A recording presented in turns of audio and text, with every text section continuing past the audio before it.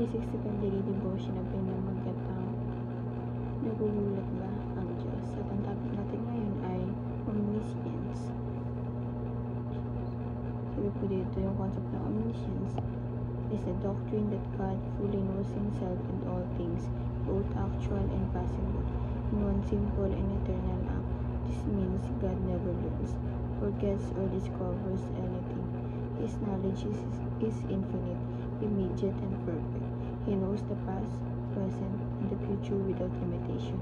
He sees the end from the beginning and understands every thought, motive, and outcome. This should humble us, comfort us, and lead us to worship. God is never surprised, never caught off guard. His knowledge serves His wisdom, and His wisdom serves His perfect will.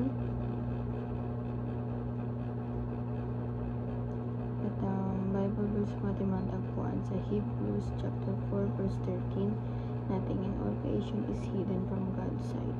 Everything is uncovered and laid bare before the eyes of Him to whom we must give account. Sa Tagalog po, walang nilalang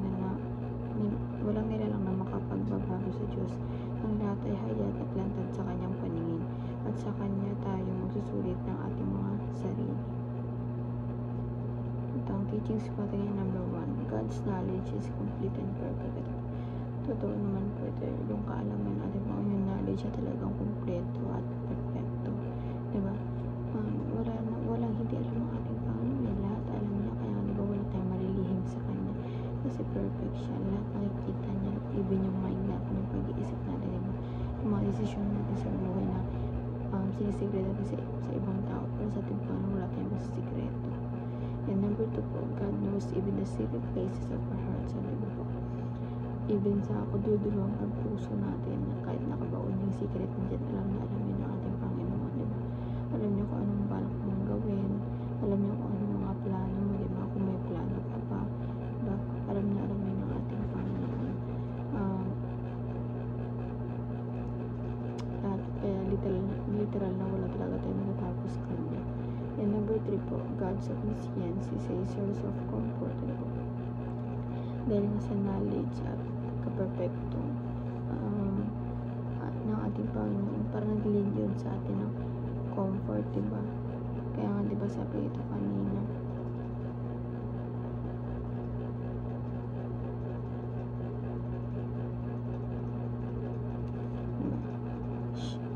this should be humble us, comfort us, and lead us to worship, diba? Kasi sobrang talaga yung Panginoon, wala ka ng ibang may hiling sa Kanya kasi nasa Kanya na yung lahat.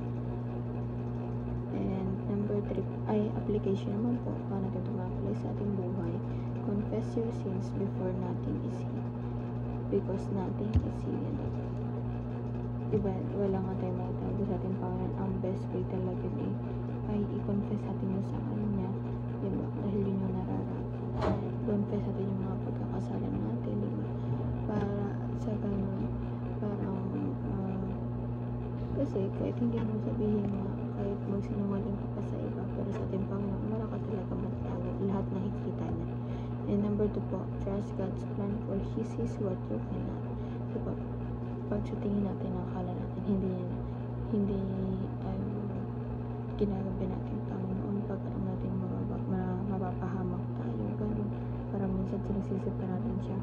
Pero ang best way na gawin natin ay magtiwala talaga tayo sa Kanya, kasi nakikita niya lahat yung future natin, alam niya. Parang yung mga nararanasan kasi natin, ito lang yung way, diba? Ito yung way para sumakses tayo sa kung anong plano na meron siya. Hindi naman kailangan biglang angat tayo, hindi po ganun. Kailangan may struggle, diba? May process sa lahat. Hindi one click lang, successful ka na. And number 3 po, lastly, believe that you are fully known and still fully loved. Ito po, kailangan maniwala ka na talagang sa buhay mo full mo na, kilala mo na yung sarili mo at talagang mapagmahal ka sa kapwa mo, katulad ng pagmamahal mo sa ating Panginoon, diba? Sa sarili mo, kung pagmamahal yung sarili mo, dapat ka naman mahalin yung kapwa mo. And yun naman po ang aking devotion ngayong araw. Sana po matutunan kayo at i-share sa ating